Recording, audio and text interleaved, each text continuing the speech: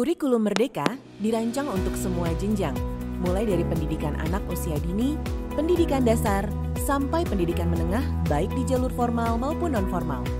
Untuk melihat bagaimana kurikulum Merdeka diimplementasikan di setiap jenjang, mari kita perhatikan perjalanan pendidikan Wayan, Ani, dan teman-temannya. Di PAUD, pembelajaran menekankan bermain belajar sebagai upaya membuat anak senang belajar, mulai mandiri, dan menunjukkan perkembangan kognitif, sosial, emosional, dan spiritual sesuai dengan tahapannya. Perbedaannya, kurikulum Merdeka mengedepankan kegiatan berliterasi. Bukan mengajarkan anak untuk membaca, tetapi guru menggunakan buku bacaan sebagai basis untuk merancang beragam kegiatan yang membuat anak menyukai dunia bacaan. Misalnya membacakan buku, bercerita atau bermain drama, dan permainan untuk mengeksplorasi tema yang ada di dalam sebuah buku. Implikasinya, satuan pendidikan perlu menyediakan buku bacaan yang menarik dan memantik keingintahuan anak. Guru perlu belajar menggunakan buku bacaan sebagai basis kegiatan bermain belajar.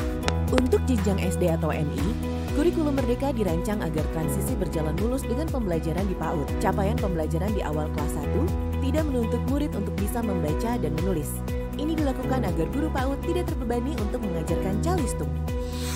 Struktur kurikulum SD atau MI tidak banyak berubah, kecuali IPA dan IPS digabungkan menjadi mata pelajaran IPAS. Selain mengurangi materi, hal ini bertujuan untuk menekankan pada pemahaman tentang ilmu pengetahuan sebagai cara dalam melihat dan mengeksplorasi lingkungan, alam, dan sosial budaya dalam keseharian. Perubahan lain adalah pembelajaran berbasis proyek sebagai kegiatan kokurikuler. Pembelajaran berbasis proyek merupakan kegiatan yang kontekstual, kolaboratif, dan berorientasi pada penyelesaian problem atau pembuatan karya. Pembelajaran ini dirancang untuk mengembangkan kompetensi dan karakter profil pelajar Pancasila. Kurikulum Merdeka juga mengubah orientasi pembelajaran olahraga dan kesenian. Kedua mata pelajaran ini berorientasi pada praktik tanpa banyak teori. Olahraga berisi kegiatan untuk kebugaran, dan kesenian berisi kegiatan berkarya untuk mengasah rasa seni. Karena itu, tidak ada buku teks olahraga ataupun seni untuk murid. Selain itu, kurikulum Merdeka SD atau MI mencakup bahasa Inggris sebagai mata pelajaran pilihan. Mapel ini dapat diterapkan oleh satuan pendidikan yang sudah memiliki SDM memadai. Implikasinya adalah guru perlu mempelajari secara lebih mendalam capaian pembelajaran kurikulum Merdeka, beserta elemen dan tahap perkembangan profil pelajar Pancasila. Guru juga perlu menyusun rancangan pembelajaran berbasis proyek yang akan diterapkan.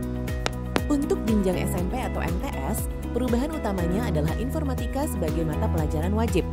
Mata pelajaran informatika lebih menekankan pada kecakapan berpikir logis dan sistematis alias berpikir komputasional.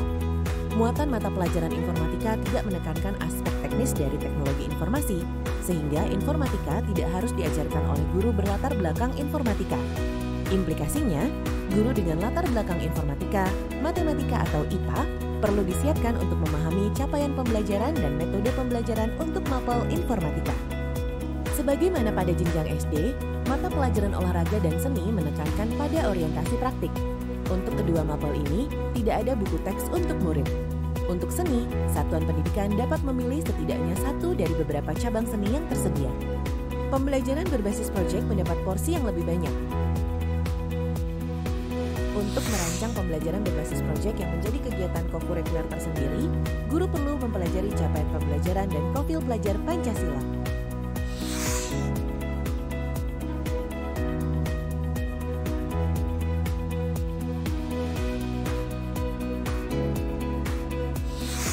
Di jenjang SMA atau MA atau sederajat, kurikulum Merdeka membawa cukup banyak perubahan, terutama tidak adanya peminatan IPA, IPS, dan bahasa. Murid kelas 10 akan mengikuti semua mata pelajaran yang persis seperti ketika mereka masih SMP. Salah satu implikasinya adalah di kelas 10, mapel-mapel IPA yang tadinya terpisah, sekarang menjadi satu mapel. Muatan fisika, biologi, dan kimia tetap ada, namun menjadi bagian dari mapel IPA. Satuan pendidikan dapat memilih untuk mengajarkannya secara terintegrasi, secara paralel, atau menggunakan sistem blok secara bergantian. Murid mempelajari semua mata pelajaran di kelas 10 agar dapat mengeksplorasi minat dan aspirasi karirnya. Murid tidak lagi langsung dikotakkan ke dalam peminatan IPA, IPS, dan bahasa yang nantinya bisa membatasi pilihan kuliah mereka. Implikasinya, guru kelas 10 dan guru BK sangat berperan untuk memandu murid mengeksplorasi minat dan aspirasi karir. Di kelas 11 dan 12, selain mengikuti mapel umum, murid bisa memilih mata pelajaran yang diminati dari minimal 2 kelompok mapel.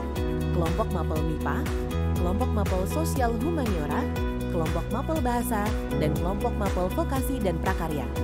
Idealnya, pilihan ini sejalan dengan minat dan aspirasi kuliah atau karirnya. Misalnya, jika Wayan ingin kuliah kedokteran, ia bisa memilih mapel biologi dan kimia tanpa harus mengambil fisika dan matematika lanjutan. Wayan bisa juga mengambil bahasa Inggris lanjutan untuk menyiapkannya membaca buku-buku teks kedokteran berbahasa Inggris. Implikasinya, mungkin ada mata pelajaran kelas 11 dan 12 yang banyak diminati, namun ada juga yang kurang diminati. Jika ada mata pelajaran yang peserta didiknya terlalu sedikit, maka guru pengampu dapat menjadi koordinator proyek penguatan profil pelajar Pancasila dan mengajar mata pelajaran lain. Pengembangan kurikulum merdeka untuk jenjang SMK bertujuan untuk menyiapkan siswa-siswi SMK agar siap menghadapi dunia kerja setelah mereka lulus. Perkembangan yang begitu cepat di dunia kerja menuntut pembelajaran di SMK yang lebih fleksibel dan adaptif terhadap dinamika tersebut. Oleh karena itu, dalam kurikulum merdeka, industri dilibatkan secara aktif dalam pengembangan kurikulum mulai dari pemerintah pusat sampai dengan implementasi di SMK agar pembelajaran di SMK selaras dengan kebutuhan dunia kerja. Struktur kurikulum SMK menjadi lebih sederhana dengan dua kelompok mata pelajaran, yaitu umum dan kejuruan, dengan proporsi kelompok kejuruan yang meningkat menjadi 70%. Dalam proyek penguatan profil pelajar Pancasila, terdapat tema wajib yang khusus dilaksanakan di SMK, yaitu tema kebekerjaan. Tema ini bertujuan untuk membangun pemahaman antara pengetahuan yang didapatkan di ruang kelas dengan koordinasi real di dunia kerja, mengasah kesiapan kerja, serta meningkatkan kapabilitas siswa SMK sesuai dengan keahliannya. Praktik kerja lapangan memiliki alokasi minimal 6 bulan yang dilaksanakan di kelas 12 bagi SMK program 3 tahun, minimal 10 bulan di kelas 13 bagi SMK program 4 tahun.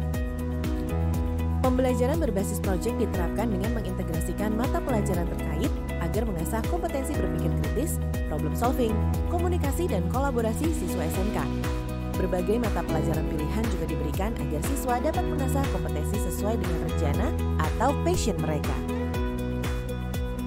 Kurikulum Merdeka mendorong tercapainya kompetensi krusial untuk siswa-siswa SMK dan menyiapkan siswa-siswa SMK pada kehidupan selanjutnya, bekerja atau berwirausaha atau melanjutkan studi. Dengan kurikulum ini, pembelajaran SMK semakin selaras dengan dunia kerja guna menciptakan lulusan yang mumpuni, berkarakter, kompeten, dan dibekali dengan kualifikasi kerja. Kelompok pemberdayaan dan keterampilan mencakup keterampilan okupasional, fungsional, vokasional, sikap dan kepribadian profesional, dan jiwa wirausaha mandiri. Kelompok ini dikembangkan sesuai kebutuhan dan karakteristik pendidikan kesetaraan serta berbasis profil pelajar Pancasila. Capaian mata pelajaran wajib kelompok umum disusun mengacu pada standar nasional pendidikan dan sama dengan capaian pembelajaran jenjang pendidikan formal serta wajib diberikan untuk semua peserta didik kesetaraan. Struktur kurikulum pendidikan kesetaraan terdiri dari mata pelajaran kelompok umum dan pemberdayaan dan keterampilan. Kelompok umum berisikan sejumlah mata pelajaran wajib atau umum dan kelompok pemberdayaan dan keterampilan. Khusus untuk mata pelajaran pemberdayaan dilaksanakan dalam bentuk proyek penguatan profil pelajar Pancasila. Capaian pembelajaran atau CP dapat digunakan untuk semua peserta didik tanpa membedakan jenis disabilitas yang dimilikinya. Untuk kurikulum Merdeka, cukup 1 CP untuk semua ketunaan dengan pembeda pendekatan untuk setiap jenis disabilitas yang terlihat dalam alur tujuan pembelajaran. Perlu diingat, CP-CP di pendidikan khusus dibuat untuk peserta didik berkebutuhan khusus yang memiliki hambatan intelektual dengan hambatan penyerta lainnya. Fase yang digunakan untuk peserta didik berkebutuhan khusus dengan hambatan intelektual menggunakan usia mental sebagai acuan. Penentuan fase didasarkan pada hasil asesmen diagnostik. Untuk peserta didik berkebutuhan khusus tanpa hambatan intelektual, dapat menggunakan CP yang sama dengan CP di sekolah reguler dengan modifikasi kurikulum. Struktur kurikulum berfokus pada life skill dan kemandirian, sehingga muatan keterampilan memegang porsi terbesar baik di SMPLB maupun SMALB. Hal tersebut ditunjang dengan CP yang disusun berdasarkan SK3PD atau Standar Kompetensi Kerja Khusus Penyandang Disabilitas, agar peserta didik dapat diakui skillnya di dunia kerja. Pada kurikulum Merdeka ini, kedudukan program berkebutuhan khusus diperkuat menjadi mata pelajaran wajib yang berdiri sendiri di jenjang SD sampai SMA. Implikasi dari kebijakan ini, satuan pendidikan perlu memperkuat relasi dengan dunia kerja serta penyiapan SDM yang mumpuni untuk program berkebutuhan khusus. Kami percaya kurikulum Merdeka akan membantu guru untuk merancang pembelajaran yang lebih menyenangkan dan bermakna bagi murid. Pembelajaran yang menumbuh kembangkan murid secara holistik untuk menjadi pelajar Pancasila yang memiliki identitas keindonesiaan yang kuat dan siap menjawab tantangan masa depannya. Kami harap video ini membantu Bapak dan Ibu memantapkan diri untuk memilih kurikulum merdeka. Selamat berefleksi dan selamat belajar untuk merancang pembelajaran yang lebih bermakna serta lebih menyenangkan untuk peserta didik kita.